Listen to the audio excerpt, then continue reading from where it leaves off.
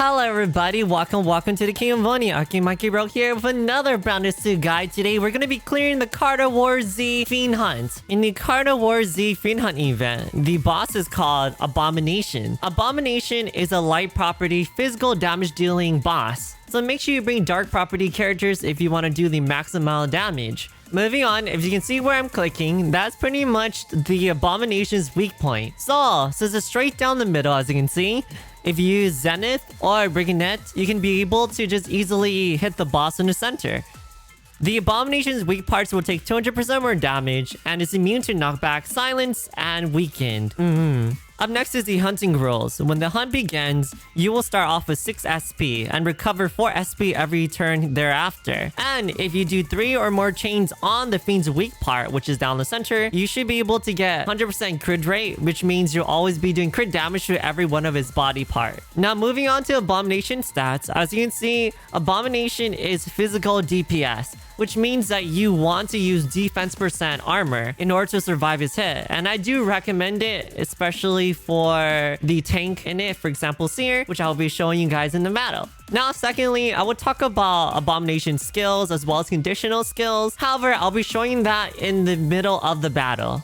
Alright, let's jump into the team formation that we'll be using today. On the screen before, you can see the Abomination's health bar, as well as the maximum level of damage that you have done so far. The actual minimum threshold damage that you need to do to this boss to be able to clear level 10 by the 7th day is 222 million damage. So, with the team that you can see before you, you should be able to do so. Before I talk about the team, just to know, my goal in this video is to make it as easy as possible for players to be able to reach the minimum threshold damage so that you can easily clear level 10 by the 7th day. Now moving on, as you can see, Team 1 and Team 2 is a hodgepodge of different elemental typing of characters, and there is no dark DPS characters on the team. On Team 1, I'm currently using Seer, Helena, Therese, Zenith, and Yumi. And on Team 2, it will be Levia. The reason why I'm only using Levia, just like in the past Fiend boss, I'm only using Levia just to boost up the last tick that Yumi does on the second rotation. Before I move on to the character build, you're probably wondering why I am not using a dark DPS character. Well, the reason is because 1. Nardus has a 5-turn cooldown, makes it impossible to reach the damage threshold. 2. Elenir requires +5 dupes on both of her costume. And you're gonna need Refatia as well, because you're gonna need to chain stack madly to reach 222 million damage. And then 3, Eclipse doesn't really do enough damage to reach the maximum amount threshold, despite her 3 costume, which means you're gonna need heavy investment. So to make it easier, I just used Yumi here. However, with Luventia coming out, make sure you pull for Luventia if you are looking to make it easier for you to clear the Fiend Hunt boss. Alright, let's move on to the character builds. For Team 1, I'll be using Seer. I'll be mainly using the new hire costume. You only need her new hire costume at +0. You actually don't need her at +3. +0 is good enough. However, make sure you have all 3 of her costumes so you can do a full rotation around. If not, pretty much do your best to survive.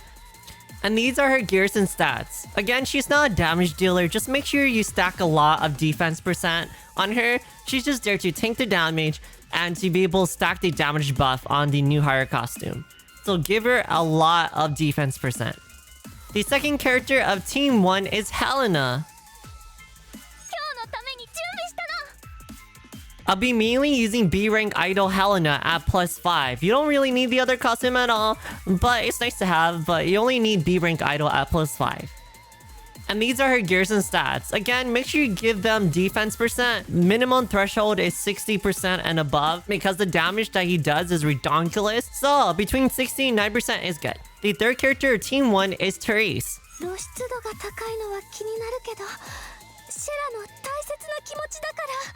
I'll be mainly using Beachside Angel Therese at +5. However, if you do not have Beachside Angel, you can get by with Medical Club Therese. And these are her gears and stats. Again, she's super tanky as you can see. Just make sure you have between 60 and 90% defense %. The fourth character of Team 1 is Zenith. I'll be using Robin Hood Zenith at +5. Make sure you have her SP reduction. And these are gears and stats. She's going to be used to focus fire the weak point. which you'll be seeing during the battle today. And the star of the show and the main DPS for Team 1 is Yumi. おじいさまにもこのように撫でられたことがあった気がします。 I'll be using her dancing snowflake costume at +5. And these are her gears and stats. Make sure you copy them. And also make sure you give her defense percent because, yeah, she's not a tanky character. So make sure you give her 90% defense, please. And on Team 2, I'll be using Levia. 実力の秘訣？悪魔と契約したとでも言えば信じるのかしら。 I'll be using Levia's track and field captain at +5. And these are her gears and stats. Feel free to copy it. Again, she's gonna be there just to apply her skill and then just die. So just do as much damage as you can. And again, you do not need exclusive equipment. Just make sure you have the UR equivalent of UR3 or UR4 so that you can at least survive and deal enough damage. Alright, let's jump right into the battle, shall we? Now that we're in battle, on turn 1, we're going to be activating Abomination's conditional skill called Ambitious Scream. The way you activate Ambitious Scream is by doing 10 chains or more. And what Ambitious Scream does is, for 2 turns, the head of the Fiend, which is his weakness point, will take 100% more incoming damage, and then hit the enemy 10 times each. And each attack would deal 913 physical damage based on 100% of your attack, and then apply 1 stack of defense shred to the person tanking it. And that's the reason why you want Seer to be there, because with new hire Seer, you should be able to get 10 free stacks on your damage dealt. Alright, let's do turn 1.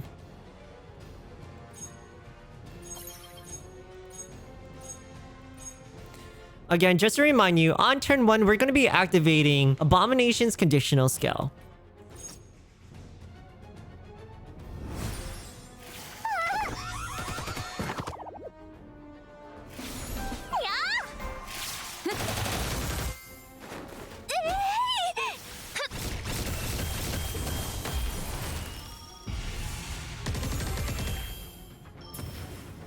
On turn 3, we're going to be activating Abomination's conditional skill once more to build up Seer stacks.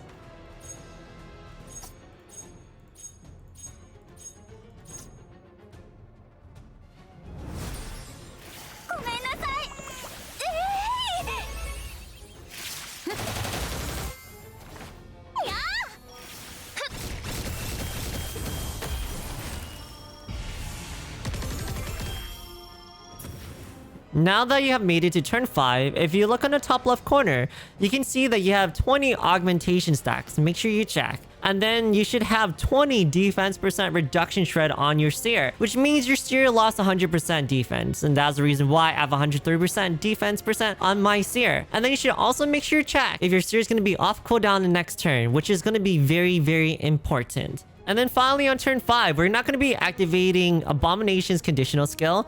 What we're going to do is allow his first skill to hit.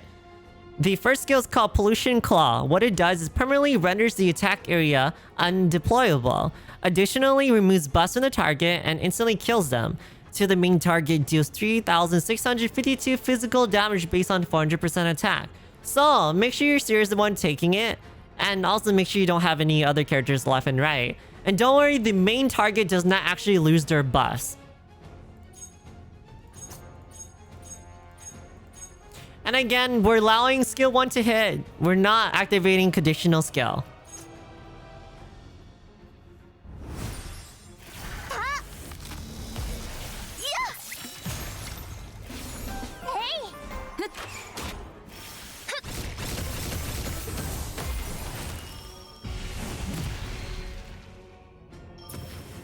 Moving on to turn 7, we're going to be activating the Abomination's conditional skill Ambitious Screen once again.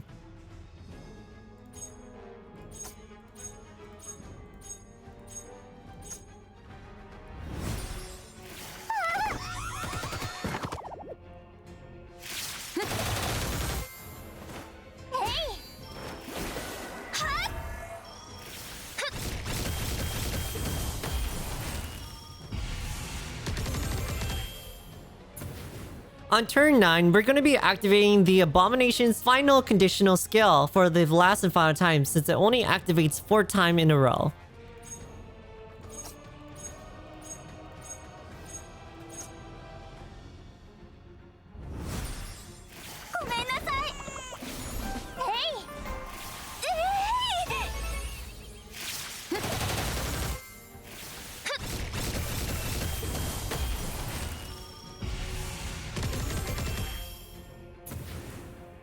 Finally, on turn 11, if you look in the top left corner, you can see Seer's augmentation stacks.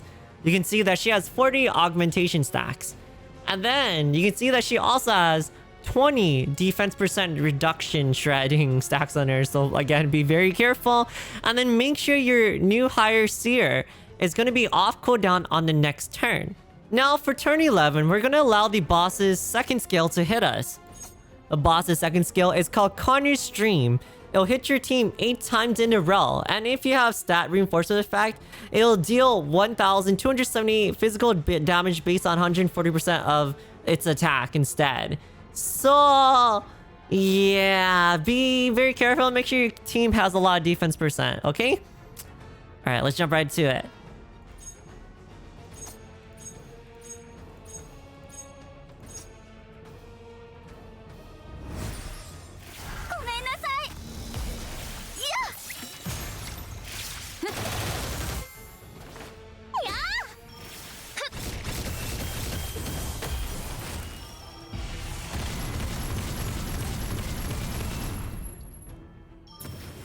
Up next on turn 13, the Abomination is going to be using a skill called Zombie Spore. What it does is similar to the first skill. What it does is it permanently renders the attack area undeployable, additionally removes buffs from the target, and instantly kills them.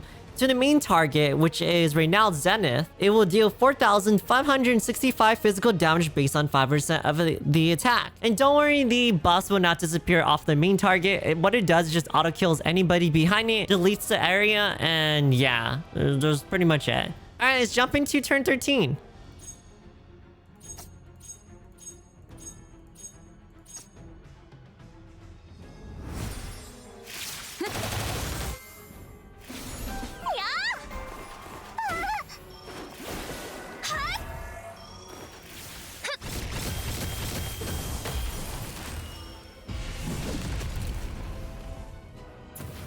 On Team 1's second to final turn, turn 15, we're going to be activating new higher series ability to get 6 more stacks for damage stacks.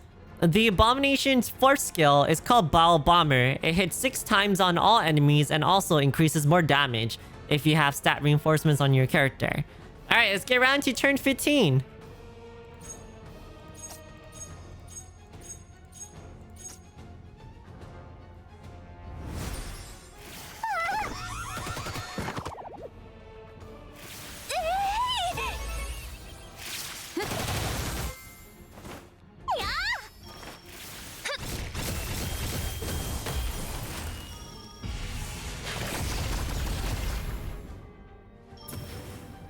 Now that we're in the final turn for Team 1, we're going to be activating all the buffs as well as the abilities we can do to deal as much damage to the boss. Again, on the final turn, which is turn 17, your entire team will just get wiped, and the new team will come in. Alright, let's get this started.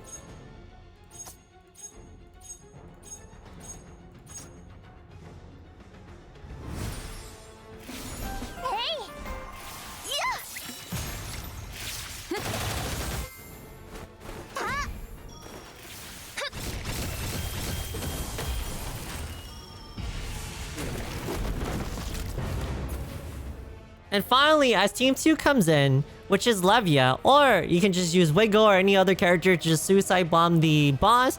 The reason why I'm using Levia is because she's able to damage boost the last tick of Yumi's damage. Let's just get right to it and just watch Levia do what she does best. On turn 18,